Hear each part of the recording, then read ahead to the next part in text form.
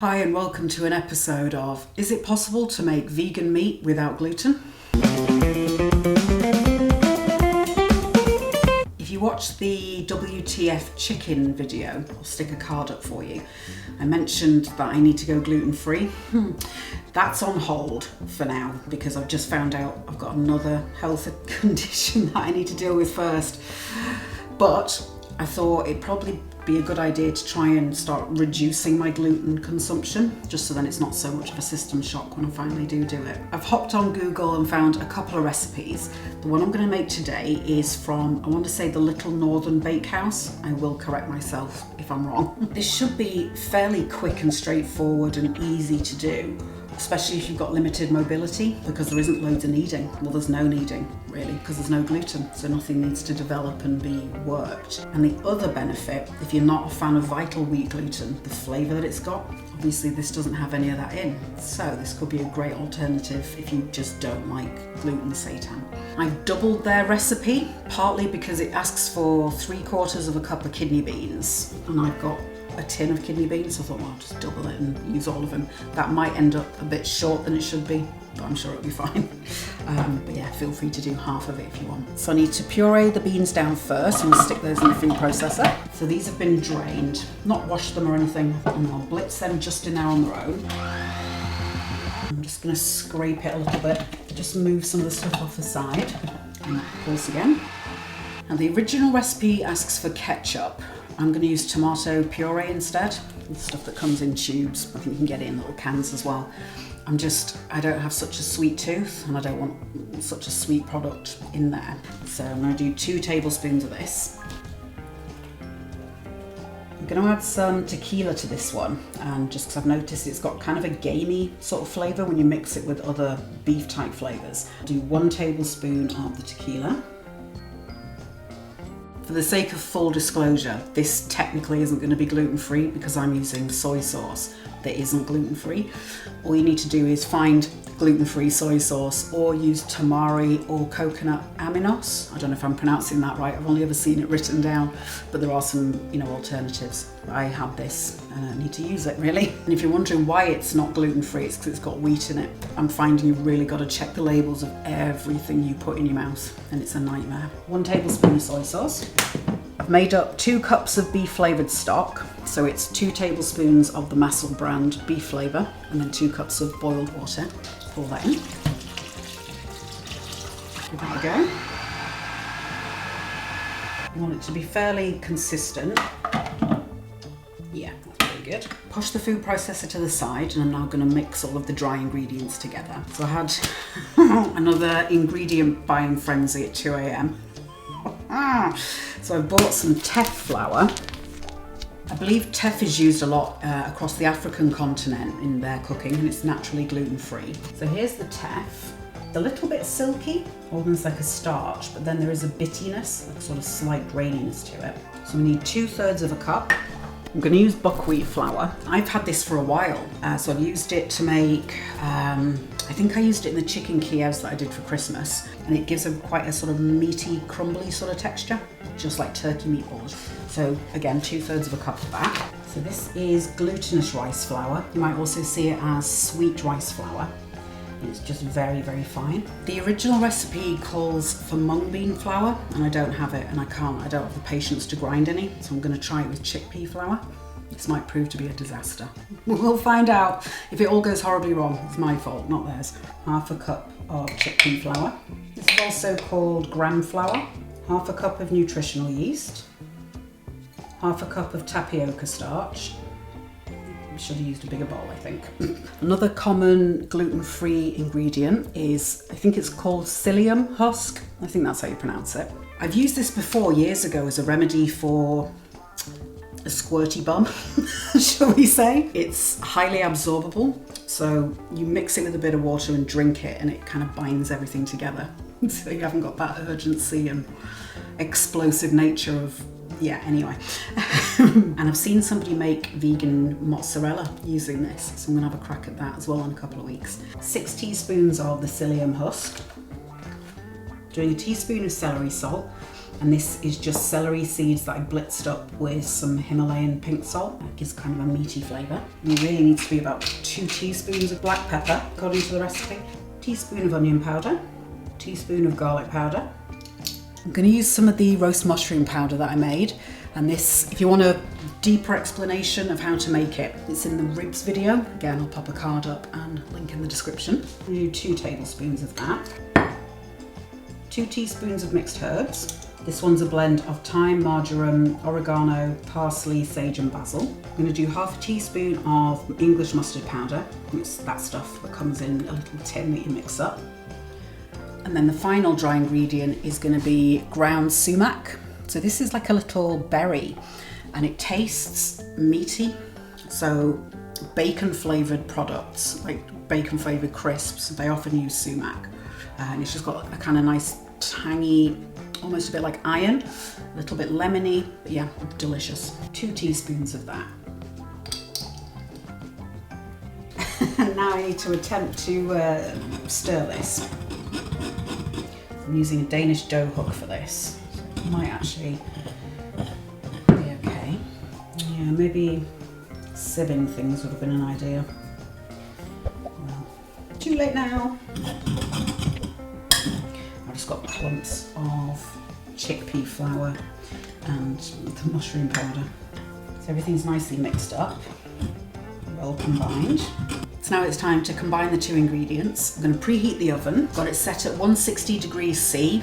I'm going to now add the dry ingredients into the food processor. I think I'm going to do it while it's running, just so to try and avoid big clumps of dry stuff. Not necessary, I don't think. It doesn't say that in the recipe.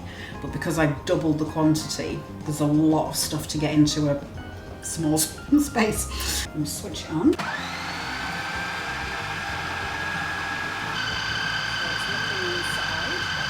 Ooh, that smells incredible. Check the flavour. I forgot the chickpea flour was in there. Oh, God, that flavour. It's difficult to get a full sense of the flavour because of that chickpea flour. But I'm going to leave it like this for now, and then I can always adjust it if I make it again in the future. The original recipe, it says to bake it in the oven, which I'm going to do for half of it. And then the other half, I'm going to put it in the Instant Pot and pressure cook it, just because I want to see what happens. Big rectangle of foil.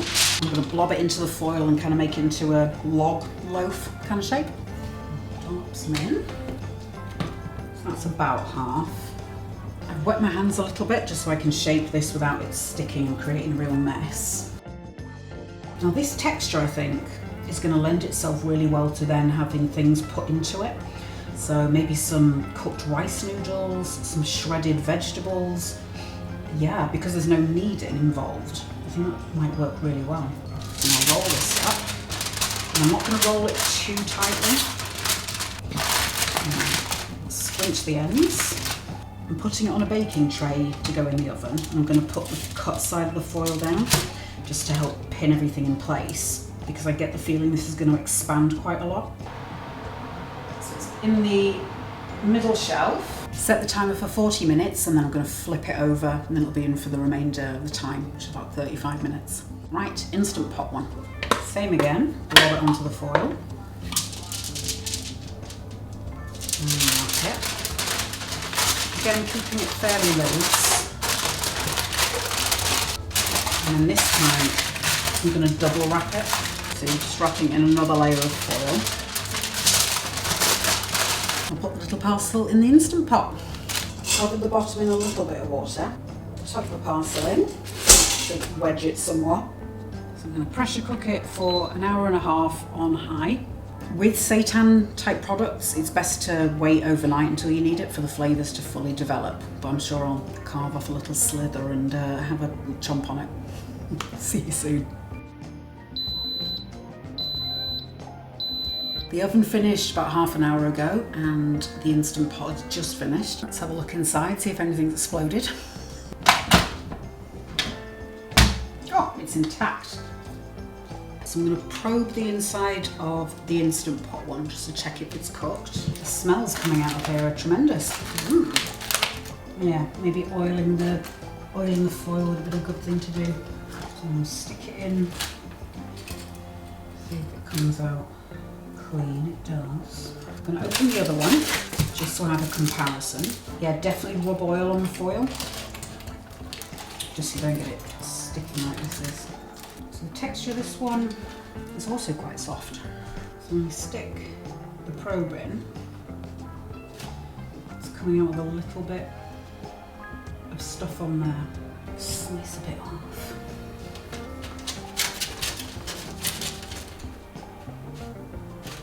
That's the texture inside. So it's a little bit bready. Flavour's good. It's got very nice, rich, deep flavours. This one is, it feels a bit stickier. Taste is about the same. It's slightly softer. So you can see the one here, the one I'm trying to jiggle for you, just looks a bit different than that one. The one in my left hand, this one here, that's the oven one. So I think what I'll do, I'll let them cool down overnight. I'm probably gonna have a couple of slices for dinner because I'm really hungry. And then we'll pick it back up tomorrow and we'll see what the texture's like and what kind of things I'm planning on doing with it. But in terms of flavour, that's very nice. Lots of black pepper in there, which is, yeah, it's really good. So I'll let this rest overnight, probably cool it on a rack and then put it in the fridge. Maybe wrap it back in foil and then we'll see you back here tomorrow. It's the day after, so let's have a check-in on the gluten-free seitan. Now this is the one that I did in the oven, and that one is the Instant Pot one. And you can see there's an obvious difference in appearance and texture. Now one is also bigger. So I think in part is because there was an uneven amount of mixture, so there was more in the oven one. But also, I think because this one is full of little air holes, that's also made it expand, you know, so there's more of it. I've also got another batch of gluten-free seitan in the oven. This one is made with tofu, so I'll stick the card up once that one's done for you. But yeah, quite excited about that one. I've gone for a chicken sort of flavour. There's the two slices. So yeah, you can see this one, much more air holes in it, whereas this one is much denser. So the texture of it is a bit like pumpernickel bread, quite a dense, tight bread, but the flavour's great. The flavouring's really beefy. And I think this one would hold up well to being injected with something, you know, to kind of fill up all of these little holes. I had some of Freedom Confectionary's gummy bars and I looked on the ingredients and it's made with pectin. It's got really nice mouthfeel, like a bit like gelatin almost, kind of silky, sort of coats your tongue a little bit. So I might just make up some of the stock with the powder and water, mix in the pectin, and then yeah, inject it and then possibly wrap it in foil and then steam it just to activate the gelling of the pectin and then let it cool down again. This is the one in the Instant Pot and I'm going to put a couple of slices in the waffle iron. I just want to see what happens. I think it might turn into kind of a crunchy snack. So I'll put a slice on each. So yeah, this one, I think it is cooked all the way through, but next time I do it, I might do it for 3 hours because it is still a little bit sticky, whereas the outside isn't. So I think it might benefit from longer. When I visited Holland before going vegan, they do sliced tongue, I think it's ox tongue, and it's got quite a similar texture to that. It's pleasant actually. It doesn't sound it, but it was. And it is quite similar to that. I think this would also work well in ravioli. So all in all, for a first attempt, I'm very happy with that. So I think I'm going to slice it all quite thin and use that as a deli meat, like in sandwiches. While those pieces are in the waffle iron, I'm going to slice these nice and thin. I'm using a serrated blade.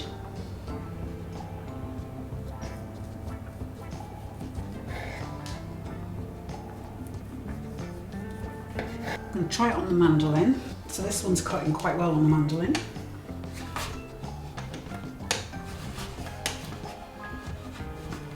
Been in the waffle iron 4 or 5 minutes, have a check on those.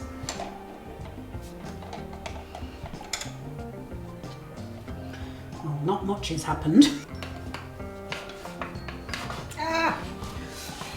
Do not do that on the mandolin.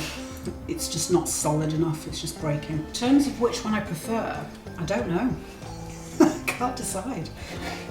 I keep thinking, oh yeah, I prefer this one, and then I change my mind. Potentially this one, after it's been cooked a bit longer. Maybe that one is I quite like the denseness of it. But then I also like this because it's not as chewy. So yeah, I don't know. If you try them, let me know in the comments which way you tried and which you preferred. Pick on the waffle ones again. So it is crisping up a little bit. I think I do prefer the Instant Pot one. It's just got more chew to it in the back teeth, which is more meat-like. Whereas the oven one, because of those air bubbles, it's just much lighter. But they taste pretty much the same. Perhaps the flavour's slightly more intense than the Instant Pot one. I don't know, I keep swaying. I think the Instant Pot one is more similar in texture to the other seitans that I've made. You don't get the shredding, but the density of it. I'm going to separate into portions and then put it in the freezer. And to defrost it, I'll probably make some gravy or soup mixture or something like that, and then just warm it in that for a couple of minutes. And that'll be great in a sandwich. Taking my waffle iron slices out. I'm going to let them cool down on a rack. Both would work quite well in a stir fry as well. Cut that into like 3 slices maybe, and that'd be quite nice. I'd also considered doing a glaze like I did for the not beef and not turkey, you know, just to get some nice bit of extra flavour on the outside, but I just ran out of energy. But yeah, check out those videos if you want to find out how to do that. Very easy. So here's a slice. It's gone very, very hard. So I'm going to try.